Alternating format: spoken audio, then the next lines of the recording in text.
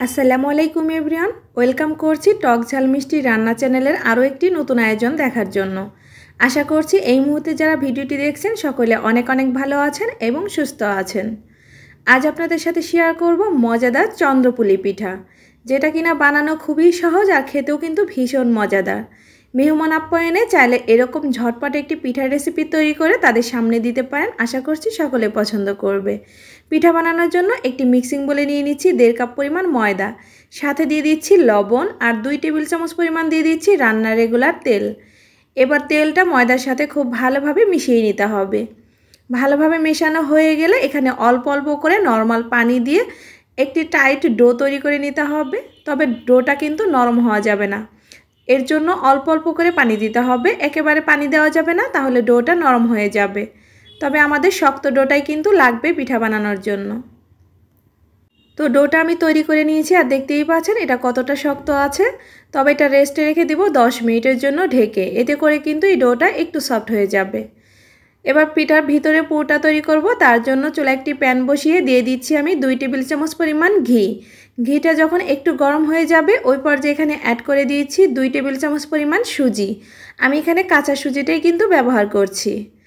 চুলা আঁচটাকে একদম লো ফ্লেমে রেখে অনবরত নেড়েচেড়ে সুজিটাকে হালকা করে একটু ভেজে নিতে হবে। একটু সময় ধরে ভেজে নেবার পর যখন সুজির কালারটা চেঞ্জ হয়ে যাবে ওই পর্যায়ে এখানে অ্যাড করে দিচ্ছি 1/3 কাপ পরিমাণ কোরানো নারকেল। নেড়েচেড়ে খুব ভালোভাবে মিশিয়ে নিচ্ছি আর 1 মিনিটের মতো সুজির সাথে ভেজে নিচ্ছি।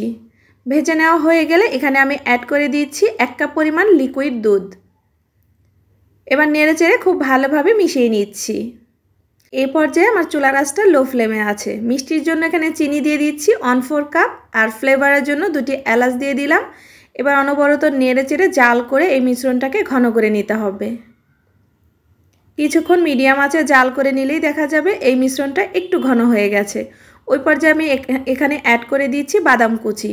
এখানে আমি কাঠবাদাম আর কাজু বাদামটা ব্যবহার করেছি। আপনারা আপনাদের পছন্দ মতো বাদাম এখানে ব্যবহার করতে পারেন, চীনা বাদাম ব্যবহার করতে পারেন, কোনো সমস্যা নেই। এবার অনবরত নেড়েচেড়ে কিছুক্ষণ জাল করে নিয়েছি আর মিশ্রণটা অনেকটাই ঘন হয়ে গিয়েছে। এ পর্যায়ে চুলা থেকে নামিয়ে মিশ্রণটাকে ঠান্ডা করে নিতে হবে।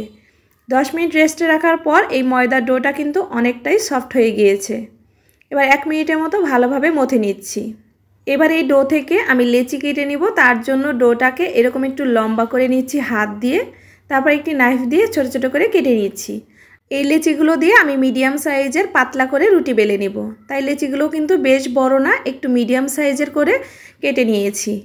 এবার সবগুলো লেচি আমি গোল করে একটি লেচি দিয়ে আপনাদের এই পিঠাটা তৈরি করে দেখাচ্ছি। বাকি লেচিগুলো এক সাইডে রেখে দিচ্ছি। একটি বেলুনি দিয়ে উপরে ময়দা ডাস্ট করে দিয়ে আমি পাতলা করে একটি গোল করে রুটি বেলে নিচ্ছি। তবে একদম বেশি পাতলা করা যাবে না, হালকা একটু পাতলা করে নিলেই হয়ে যাবে। এবার এই বড় রুটি থেকে আমি ছোট রুটি কেটে নিব। তার জন্য একটি জারের ঢাকনা নিয়েছি আর এই ঢাকনা দিয়ে ছোট ছোট করে রুটি কেটে নিচ্ছি।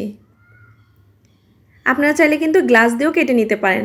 এবার এই রুটির মাঝ বরাবর আমি পুরোটা দিয়ে দিচ্ছি আর অন্য একটি রুটি দিয়ে উপরে এরকমভাবে চেপে দিচ্ছি। হালকা করে চাপ দিলেই কিন্তু দেখা যাবে সুন্দরভাবে সেট হয়ে গেছে। আর চারপাশটা আমি এভাবে একটু ফুল করে নিচ্ছি আর কি নকশা করে নিচ্ছি। আপনারা চাইলে কিন্তু নকশা ছাড়াও এই পিঠাটা বানাতে পারেন, তবে নকশা দিলে দেখতে সুন্দর লাগে আর অনেকটা ক্রিস্পি হয়।